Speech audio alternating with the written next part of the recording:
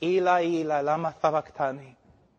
Dios mío, ¿por qué me has desamparado? Cristo está en el huerto, ¿no? En Getsemaní. Y dice, que pase esta copa de mí 3 veces. ¿Qué significa la copa? Bueno, Él no quería ir a la cruz, o Él no quería sufrir los clavos, Él no quería sufrir los azotes, Él estaba temblando porque la cruz romana fue tan horrible. ¡No! Tengo una pregunta. ¿No es cierto que muchos, miles de discípulos después de Cristo, discípulos de Cristo, murieron en cruces? ¿No es cierto? ¿No es cierto que la historia nos dice que muchos de ellos se fueron a su cruz cantando himnos y con gozo? ¿Vas a decirme que los discípulos de Cristo tienen más coraje que Cristo mismo? ¿Que los discípulos de Cristo pueden sufrir los látigos romanos? Y los discípulos de Cristo pueden morir en la cruz cantando himnos, pero el capitán de nuestra salvación está en un huerto escondiéndose, orando con angustia, que pase esta copa de mí. ¿Tú de verdad crees que Cristo tenía miedo de una cruz? ¿De clavos? Pero es lo que predicamos, ¿no? Es un evangelio romántico. Cristo el mártir. Cristo no tenía miedo de los romanos, ni del látigo, ni de la corona. Estudia la Biblia con una concordancia, busca la palabra copa. Voy a resumir todo lo que los profetas dicen acerca de la copa de Jehová. Jehová básicamente diciendo, por causa de la iniquidad de las naciones, por causa de su rebeldía, yo voy a darles la copa de mi ira. Ellos van a tomar la copa y van a morir. Y en la cruz, Cristo no tenía miedo de clavos. Él sabía que en la cruz Él iba a llevar nuestro pecado, iba a estar separado de la presencia de su Padre, y todo el enojo, todo el aborrecimiento, toda la ira de Dios que nosotros debemos sufrir por toda la eternidad en el infierno, Cristo iba a sufrir. ¿No has leído? Mas quiso quebrantarlo, Jehová quiso quebrantarlo. Alguien tenía que morir aplastado, quebrantado bajo la ira de Dios, separado de la presencia favorable de Dios. Allí es el evangelio, allí se encuentra el poder de la cruz. En la cruz Dios quebrantó, derramó su ira sobre su propio Hijo para salvarte a ti de su ira. Alguien tenía que morir así. Desde el comienzo de la creación y antes de la creación, Dios el Padre, Dios el Hijo, Dios el Espíritu Santo existieron en un compañerismo absolutamente perfecto y lleno de gozo. Una comunión perfecta, pero la primera vez en la cruz la comunión se destruyó porque el Hijo amado de Dios llevó nuestro pecado y Dios ni podía mirar a su Hijo porque Él llegó a ser pecado y más, Él llegó a ser una maldición ante Dios. Tenemos un evangelio ahí, donde parece que el hombre es víctima de todo, y que Dios no puede vivir sin el hombre, y que el hombre, si Dios no puede ganar el hombre, Dios está allí llorando, no tocando la puerta de su corazón y todo lo demás, pero no es así. Tenemos un Dios que ha hecho una obra de salvación, solo por medio de la gracia, no por causa del hombre, sino a pesar del hombre. Él está sentado sobre el trono. Él ha enviado embajadores de paz para decir a todo el mundo, vengan ustedes a mi cena. Si no vienen, hay juicio. Y Él puede salvar al hombre solo por medio de la cruz del Calvario. Solo por medio de la cruz.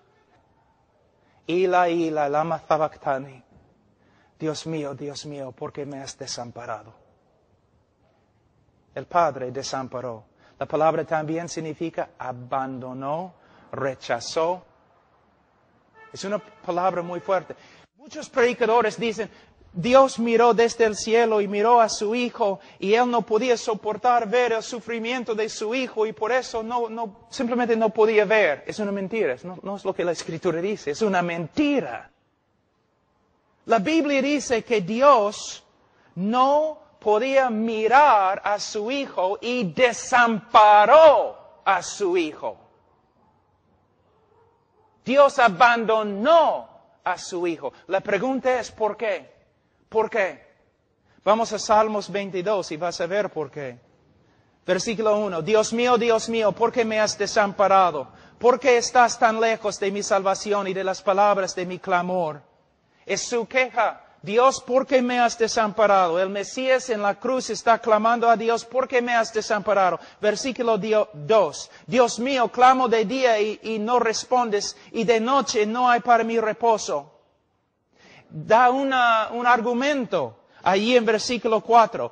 En ti esperaron nuestros padres, esperaron y tú los libraste, clamaron a ti y fueron librados, confiaron en ti y no fueron avergonzados. Cristo está diciendo, en toda la historia de Israel, cuando un hombre justo clamó a ti, tú lo salvaste.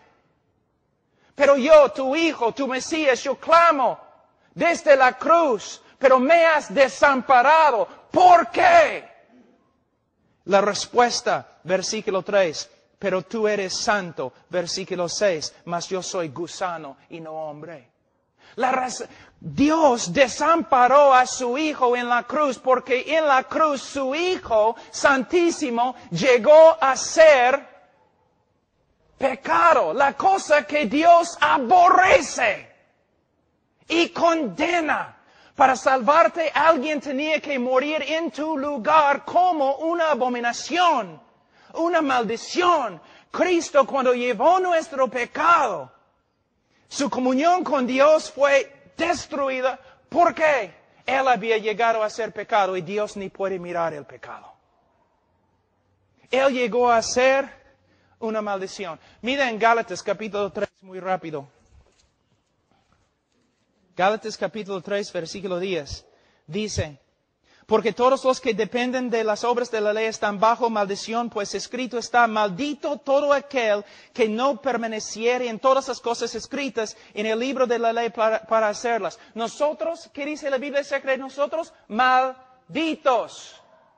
Malditos ante Dios por causa de nuestro pecado. Pero ¿qué pasa? Versículo 13, Cristo nos redimió de la maldición de la ley, hecho por nosotros maldición.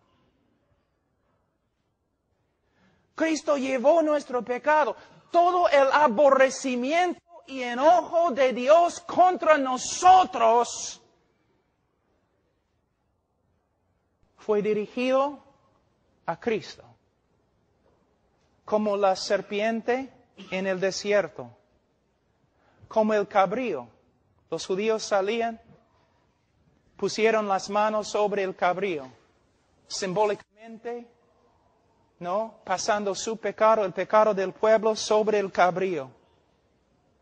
Un cabrío muere, el otro cabrío sale fuera de las puertas de la ciudad, cortado de la comunión con Dios y el pueblo de Dios.